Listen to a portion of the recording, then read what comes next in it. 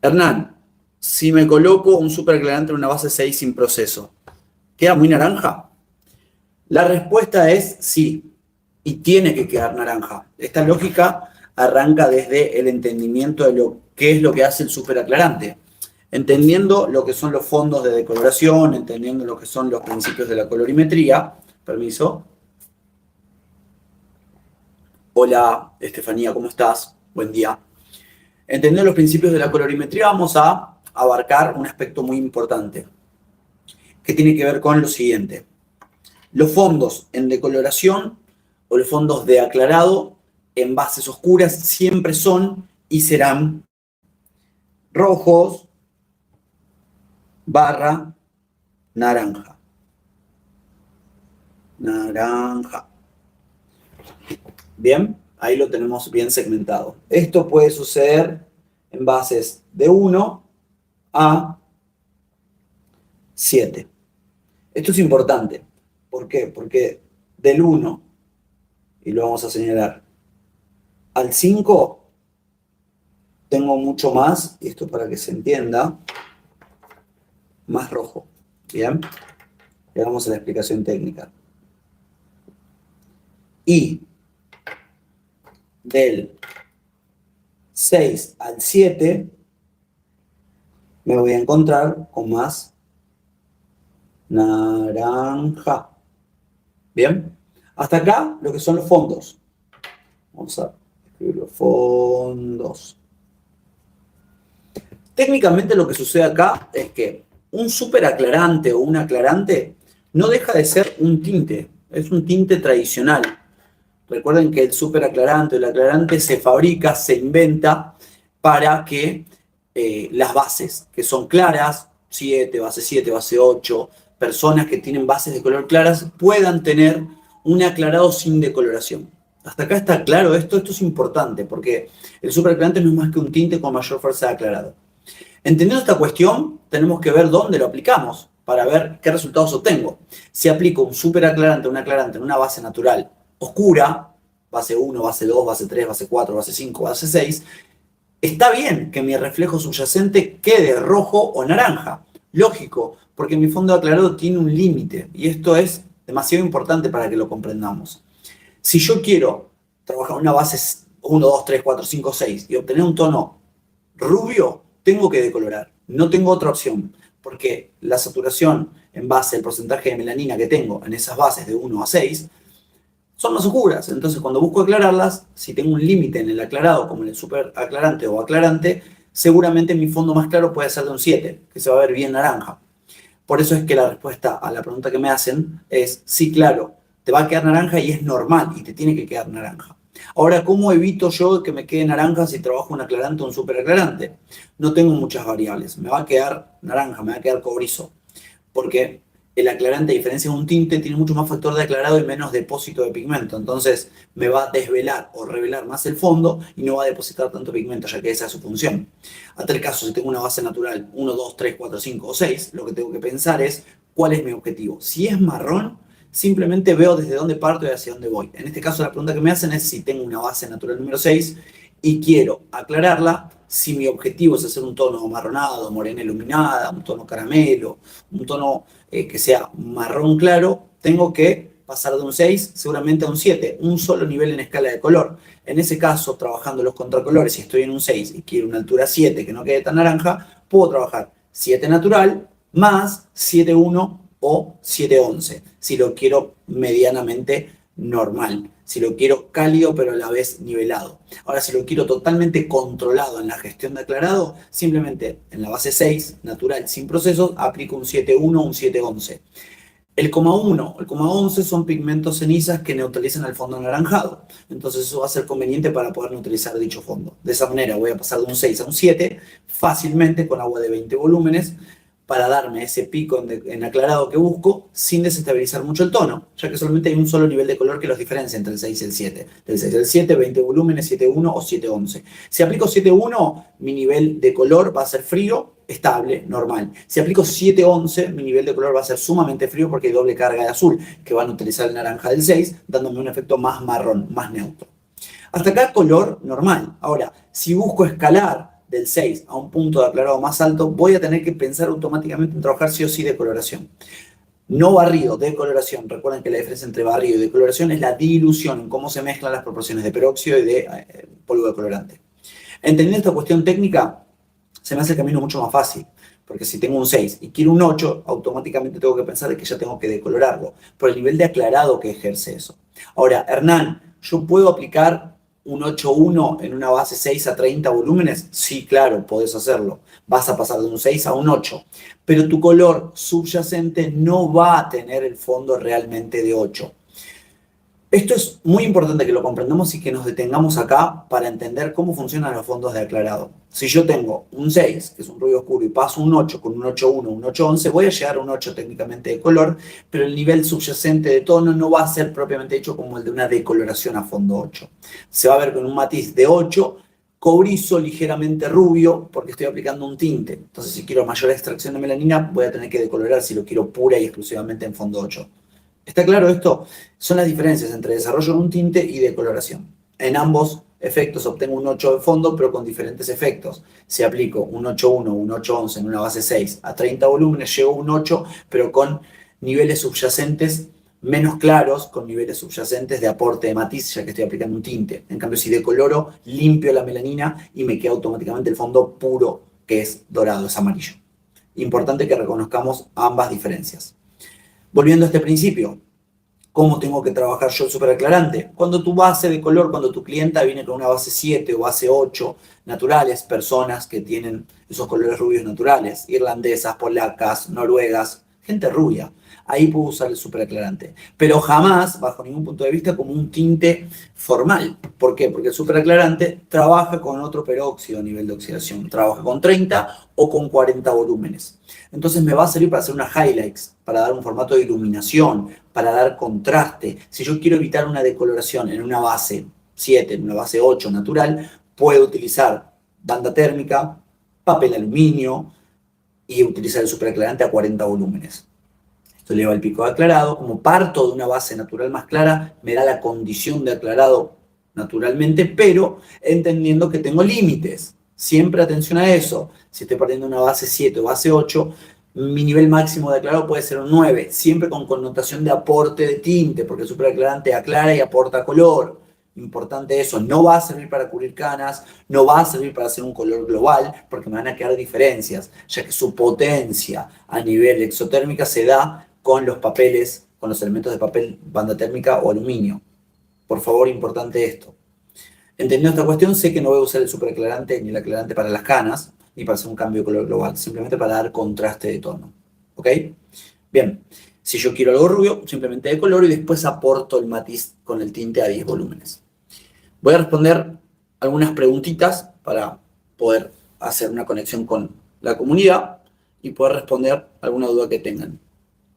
Alicia dice: hola, buen día.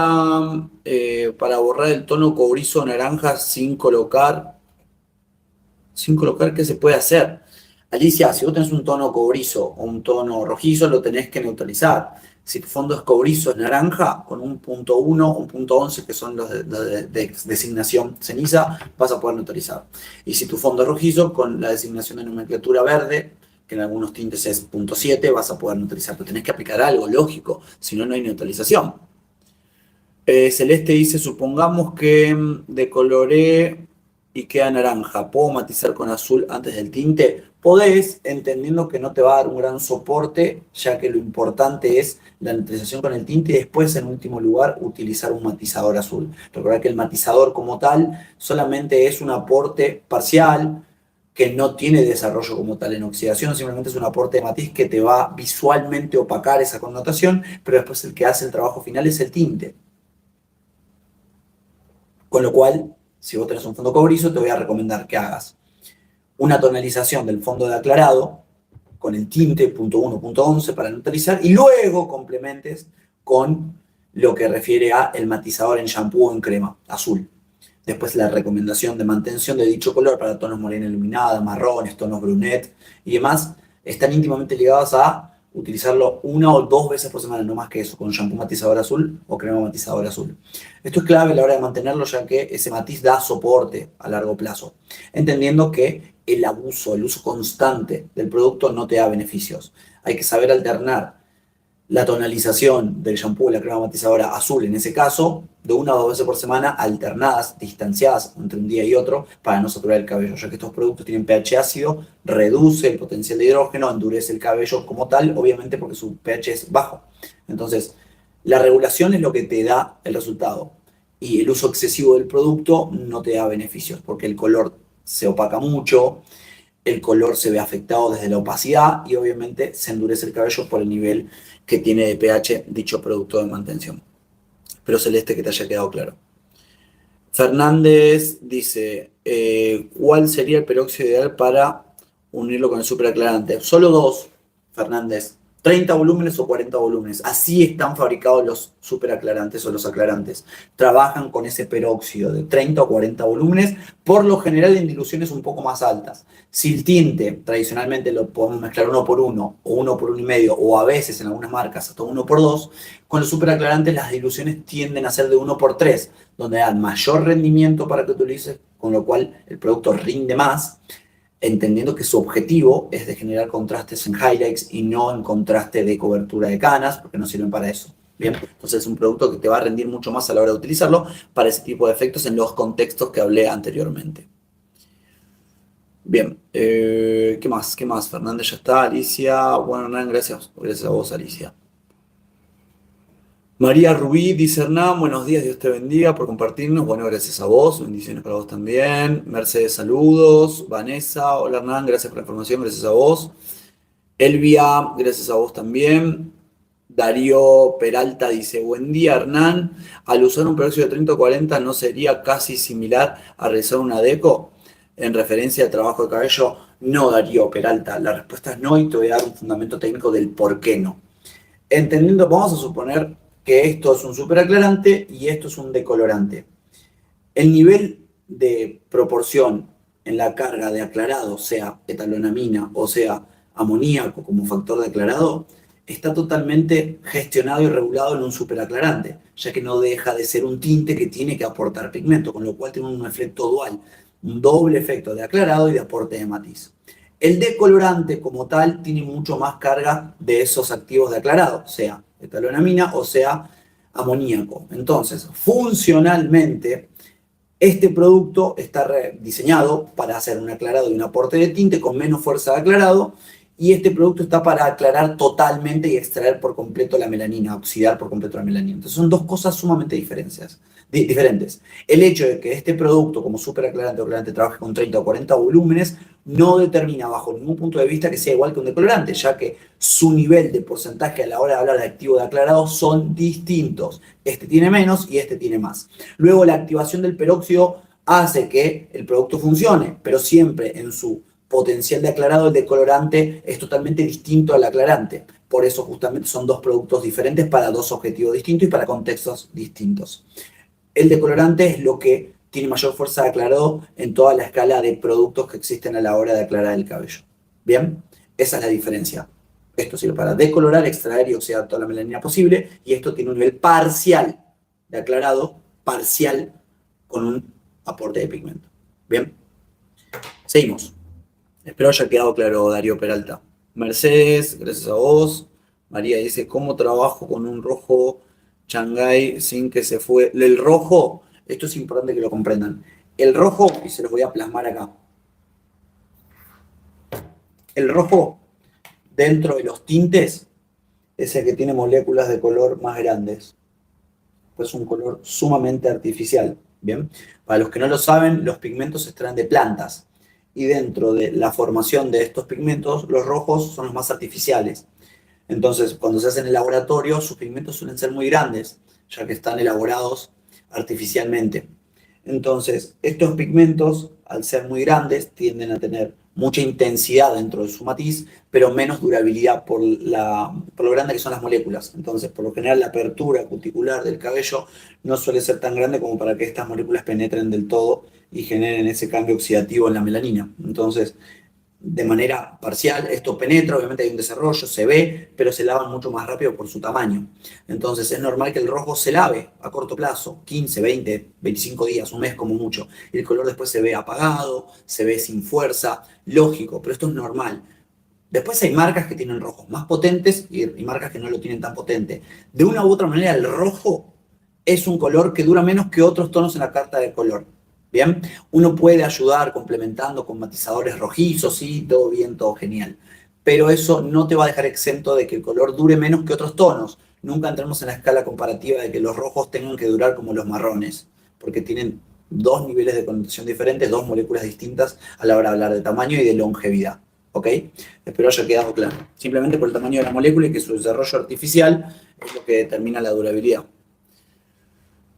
Silvana dice, Hernán, ¿me puedo aplicar un 6 y un 7-1 en un fondo 5? Sí, primero, Silvana, tenés que apuntar a cuál es tu objetivo.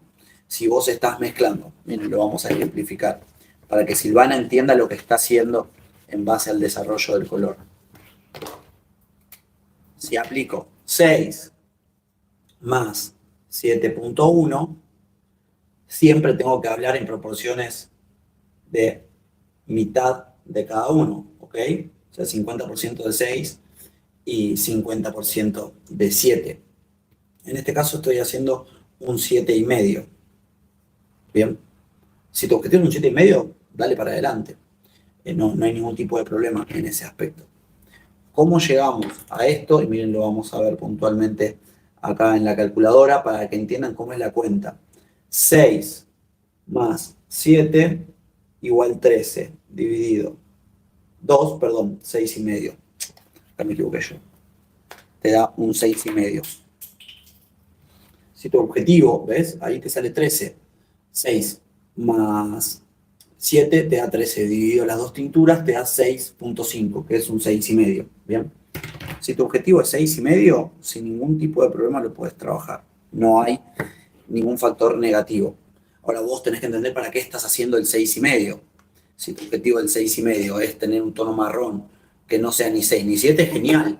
Ahora, si vos tenés que contrastarlo porque venías haciendo un 5 y trabajás esta fórmula, te va a dar un contraste de una falsa sensación de no cobertura. Porque este contraste también se habla mucho cuando vos tenés de repente todo un tinte 5 y de repente cambiaste la fórmula de crecimiento, te queda más claro, lógico, porque hay un contraste con el resto. Y eso te da una sensación de que como que el color no puede haber cubierto la base o las canas que tenía. El tema es que sí cubrió esa fórmula. El punto es que contrasta con lo otro que estaba más oscuro. Dándote ese contraste te da esa falsa sensación de no cobertura. Eso es importante comprenderlo. Si tu objetivo, Silvana, es hacer un 6,5, podés mezclarlo sin problema, entendiendo que el resto del cabello no tiene que tener un contraste más oscuro. Erika dice, ¿cuánto tiempo tengo que esperar para aplicarme un tinte después de haberme hecho una queratina? Qué buena pregunta. Ya te respondo. Espérame que se me cayó algo acá. ¿Cuánto tiempo tengo que esperar? Acá hay que comprender algo. Hay cierta incompatibilidad dentro de los procesos de Botox, queratina alisado por los activos químicos que tiene el producto y la injerencia que da en el mismo cabello. Ahora, puedo esperar por lo menos un tiempo de 5 a 6 meses. Es lo que más se recomienda, donde ya no hay tanta presencia del mismo producto, entendiendo que los cambios estructurales que se producen en el cabello, producto del Botox, la queratina y el alisado, pueden tener injerencia a largo plazo y pueden limitarme a la hora de buscar un aclarado. Cada caso es distinto, cada caso es un caso, habría que determinar con qué se hizo el Botox o la queratina o el alisado, qué principio activo tenía, cuántas veces fue sobresaturado, etcétera, etcétera, etcétera. Acá es donde hay que hacer un cuadro muy minucioso del diagnóstico, pero si se diagnostica y se sabe que se hizo uno hace 6 meses y el activo no tenía una injerencia muy alta en la modificación estructural, se puede hacer. Ahora quizás pasan 6, 7, 8 meses y fue con un activo muy fuerte que cambió mucho la estructura y seguramente te va a generar una torpeza a la hora de colorar, hipotecando tu fondo de aclarado. Así que eso hay que verlo puntualmente, ¿sí? Espero te haya servido la respuesta, Erika. Me encanta cómo explicás. Bueno, gracias Marisol, gracias Karina, María Ruiz, muchas gracias a vos. Fernández dice, ¿cuáles serían los tintes ideales para matizar si los fondos de aclaración quedan en 8, 9, 10? Acá tenemos dos variables, Fernández, y con esto cerramos el live para que no sea tan largo. Los que entraron más tarde pueden retroceder el video live cuando cerramos la transmisión para verlo desde el principio. Teniendo en cuenta de que los fondos 8, 9 y 10 tienen que tener connotaciones de los mismos tonos. Esto es algo que tiene que ver con la congruencia de color. 8, 9 y 10. En un fondo 8 tenés dos variables. La primera es trabajar 8, que corresponde al mismo fondo en decoloración, con el reflejo que vos quieras, para el objetivo que vos busques. Puede ser 8.1, 8.2, 8.3, 8.4 y así sucesivamente con las connotaciones de aporte que tenga el 8 dependiendo del efecto que vos busques. Neutralizar o resaltar. ¿Bien? Lo mismo en el caso del 9 y lo mismo en el caso del 10. Ahora, puedo utilizar una técnica que tiene que ver con la colorimetría moderna, que se llama desfasaje de fondo. ¿Qué significa esto? Que si tengo un fondo 8 en decoloración y aplico un tono 7 con el reflejo en contribución que yo quiero, este tono se expresa 100% porque tiene un nivel más claro en decoloración. Entonces permite que se exprese al 100%. Se expresa al 100%. Bien, acá donde se manifiesta el color puro, como uno lo ve en la carta. Ahora, ¿cuál es la variable donde no se puede hacer? Hasta acá se puede hacer mismo fondo en decoloración, mismo tono, con el reflejo que quiero. O haciendo desfasaje de fondo. Fondo más claro y un nivel más oscuro de tono. Genial. Si mi fondo es 9 y aplico un 8, no puedo. Es decir, puedo, pero no queda bien. Porque si mi fondo es 9 y aplico un 10, si mi fondo es 9 y aplico un 10, que es un tono más alto, no queda bien, porque me desfasa el fondo. Acá no se puede trabajar óptimamente desde la saturación. ¿Me va a saturar? Sí, pero no al 100%, porque mi fondo es más bajo que la connotación de tinte que estoy aplicando. Entonces, puedo trabajar de dos maneras. Mismo fondo con mismo nivel de tinte, fondo 8, tinte 8, con el tono que quiero, con la connotación que quiero, pero si el fondo es 8 y aplico un tono menor, también puedo, pero si mi fondo es 9, no puedo aplicar un fondo más de color más alto. Si mi tono es 8, no puedo aplicar un 9. Si mi tono es 7, no puedo aplicar un 8. ¿Se entiende el concepto? Esto se debe a que el fondo no es propicio para poder expresarse 100%. Y eso es un error que suele pasar mucho en la colorimetría.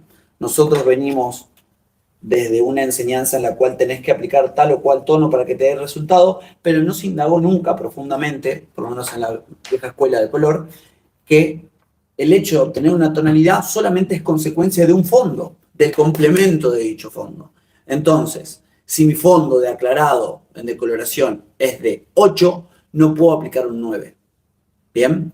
Siempre tiene que coincidir el mismo fondo, con mismo nivel de tono, o a lo sumo hacer desfasaje de fondo, que es un fondo más claro con un tono más oscuro. Ahí sí puedo. Pero el color no se expresa si el fondo, por ejemplo, es 7 y aplico un 8. Por eso muchas de las veces cuando ustedes me preguntan a mí, Hernán, ¿qué puedo aplicar cuando me queda naranja para que quede platinado? No podés aplicar nada. Te lo repito, no podés aplicar nada para que te dé algo rubio, porque no coincide, no tenés fondo.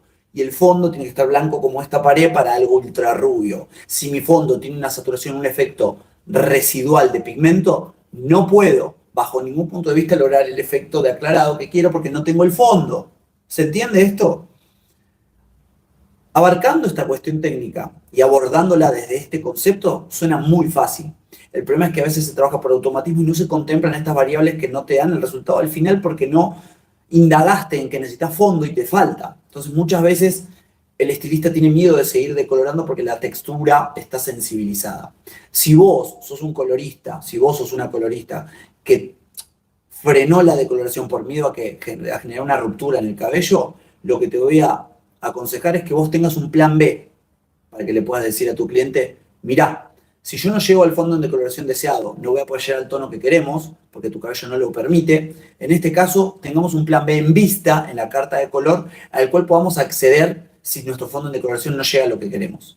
Una vez que ustedes hablan con esto en la previa, con el cliente, en el diagnóstico, no pueden haber problemas, porque ya está pautado anteriormente.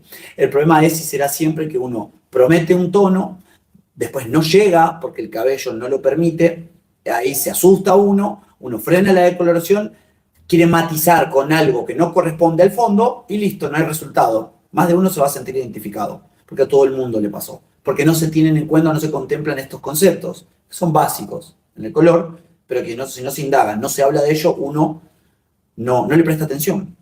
Y en la diaria pasan estos problemas. Así que en este tipo de videos estamos para enseñarles y que ustedes aprendan de dicho contenido para eliminar márgenes de error. ¿Bien? Espero que haya servido la respuesta, Fernández. Los que entraron más tarde, retroceden todo el live para poder visualizarlo de cero. Compartan este video porque es importante para toda la comunidad. Antes de cerrar el live, les quiero agradecer por su tiempo, por estar conectados. Les quiero comentar que los que quieran cursos exclusivos con diploma, certificación internacional y asesoría con seguimiento personalizado desde mi parte, van a poder acceder a dichos beneficios haciendo clic en el enlace que está debajo del video. Es súper sencillo. Abajo del título dejo el enlace a mi WhatsApp, ustedes hacen clic y los redirigen a una conversación conmigo. Los cursos, además de ser a nivel catedrático y tener muchísimos beneficios que los van a ayudar a crecer como profesionales, tienen un valor agregado que es con una certificación internacional, que esto es muy importante para todos los que quieran tener un aval dentro del mundo del estilismo. Bien, así que los que estén interesados, los cursos son accesibles y es algo que quiero destacar, solo se paga una sola vez. Bien, no hay pago mensual. Esto para que vean que siguen cargando con muchos más beneficios todavía. Querida comunidad, les mando un saludo enorme, nos mantenemos informados y nos vemos en un próximo gran video. Les mando un saludo enorme.